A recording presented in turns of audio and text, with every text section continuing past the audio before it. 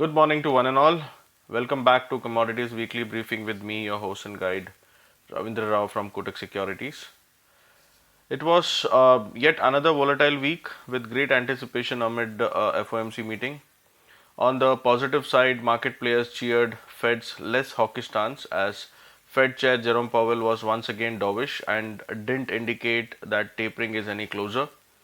Commodities ended largely higher last week as increasing uncertainty in the market was countered by a weakness in US dollar. The US dollar index finally broke its winning streak as it slumped to a 1 month low near 91.78. This was in reaction to Fed's less hawkish stance and some disappointing economic print. US GDP rose 6.5%, well below market expectation of 8.5% growth. Rising virus cases in US and US CDC warning also fueled concerns about health of the economy. The US dollar, however, recovered some ground from lows and ended near 92.17. Technically, as we mentioned last week, it was trading in a rising wedge. It broke the lower bound support and it fell towards 91.7. Now we expect it to trade in a broad range of 92.50, which would be the higher bound, and on the lower side 91.50 would act as a good support. So until and unless there is any trigger, we expect the sideways move to continue in US dollar, and it might be more of a choppy trade. In case of uh, precious metals, gold regained its upward momentum last week, but has failed to break past recent highs of around $1836 an ounce, which indicates that while positive undertone prevails, market players are not very confident about the bullish momentum. Rising inflation and dovish Fed is a perfect environment for gold to perform, but that's not happening, which might concern the bulls. COMEX gold a December contract gained 0.6% last week and tested near 2 week highs, but ended well off the highs as US dollar index recovered from the lows. After a brief consolidation near $1800 an ounce level, gold has edged up sharply in last few days, reflecting revival in investor interest. However, the momentum has stalled near $1835 an ounce. Gold may continue to witness choppy trade as market players continue to assess virus situation, global growth, central bank stance, and other factors. However, with price still holding above $1800 an ounce level and amid Fed's less hawkish stance and increasing concerns about virus cases, along with slowdown in Chinese economy, we expect the general bias to be on the upside in case of gold. COMEX silver has also gained last week by almost 1.2%, bringing a halt to its 3 week losing streak. Silver has underperformed in last few days amid range-bound moves in gold and mixed trade in industrial metals. Silver, however, has bounced back as weakness in US dollar has lent support to both gold and industrial metals. However, weighing on silver is weaker investor interest and concerns about industrial demand amid slowdown in Chinese economy and slowdown in manufacturing activity globally. Technically, gold has taken support near 1790, dollar 1790, dollar 1800 an ounce, and has bounced back. But as we have been telling, 1836 dollar 1836 an ounce, and after that dollar 1850 an ounce remains a key resistance points. Until and unless the prices move above this, we don't expect the bullish momentum to continue. The sideways move might continue until the resistance holds. And on the lower side, dollar 1790 remains a good support, and strong support is near 1760.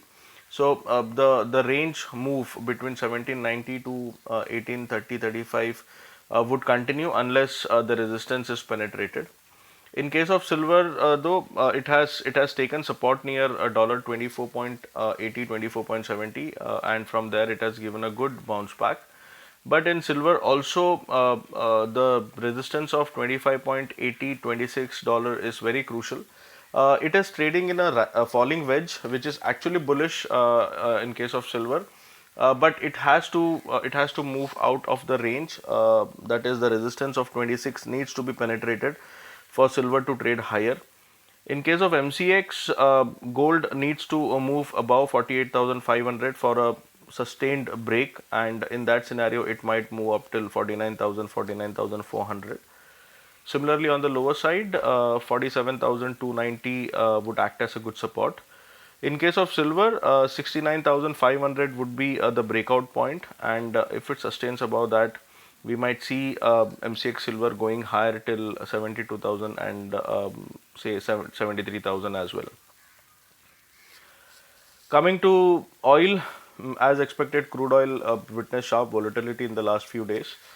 NYMEX crude has bounced back sharply from recent lows and is holding firmly above $70 per barrel, reflecting a general positive undertone. However, we may see choppy trade amid mixed factors. Supporting price is OPEC stance to gradually increase supply, which may be absorbed by demand growth.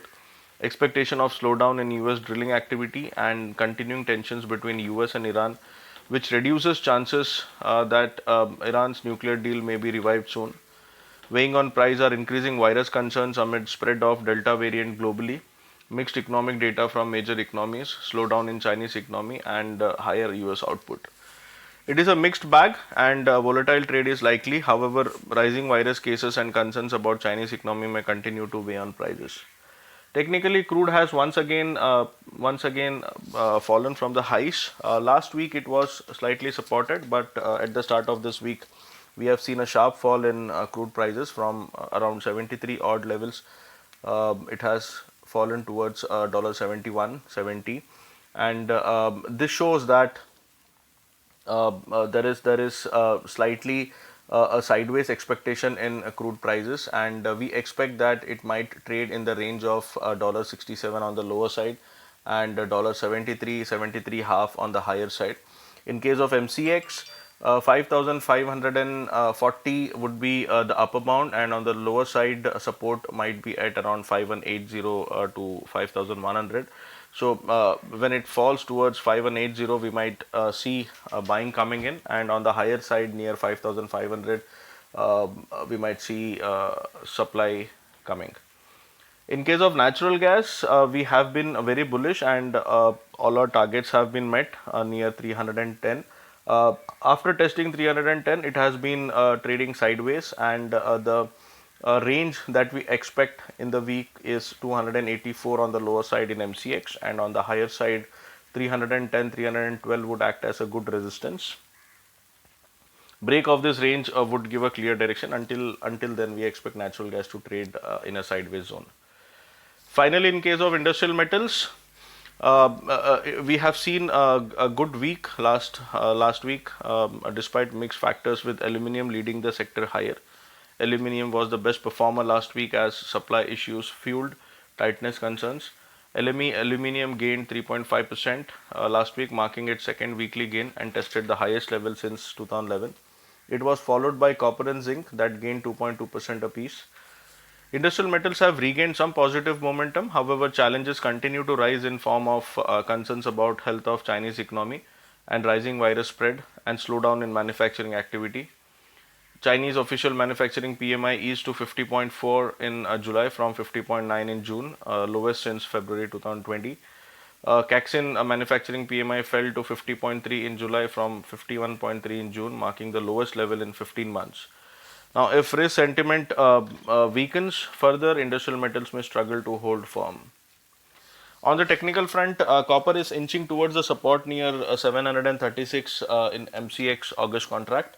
If that holds, we might see a rebound in prices, and we expect price to trade in the range of 730 to 760 on the higher side. In case of zinc, zinc has penetrated the triangle resistance near 244, and it has moved higher till 250 plus. We expect the positive momentum to continue unless 240 to 240 holds on the downside. And finally, in case of nickel, nickel has moved above 1500, but it has failed to sustain, and it has come down. Going ahead, we expect a support near 1440 odd levels. Until that holds, the undertone remains bullish, and it might once again move to 1500 levels. But if it closes below 1440, then we might see some kind of a reversal happening. So until then, the trend remains bullish in case of nickel. Key events this week includes manufacturing and services PMI from major economies, BOE and RBI's monetary policy decision, and US jobs report. After the Fed, now the focus will be on economic prints, especially from the US, to take a cue on Fed's future stance. As long as central banks remain dovish, choppy trade likely to continue amid a directionless American currency. Well, with that, I come to an end of this podcast. All the best. Trade safe.